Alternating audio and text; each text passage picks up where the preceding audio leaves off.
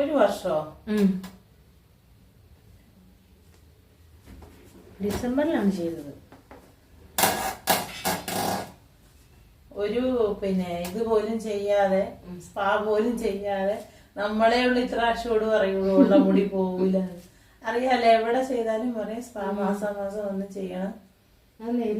നമ്മൾ ഇതിന്റെ കൂട്ടത്തില് എന്തായാലും ചെയ്ത മുടിന്ന് ഒരിരട്ടി മുടി കൂടിയിട്ടേ ഉള്ളു. അന്ന് സ്കാൽഫ് ഗ്യാപ്പ് ഉണ്ടായിരുന്നു, നമ്മൾ ഓർമ്മയുണ്ട? നമ്മള് കംപ്ലീറ്റ് ഹെയർ കെയർ പ്രൊട്ടക്ഷനോടൊപ്പം വളർന്നല്ലോ. എല്ലാം അയൺ ചെയ്ത് കുറയ്ക്കണം. എന്നിട്ടാണ് ഇത്രയും ഫ്രണ്ടൊക്കെ മാത്രം ബൗൺസ് ചെയ്ത് അതിന് യാതൊരു വ്യത്യാസമുണ്ട്.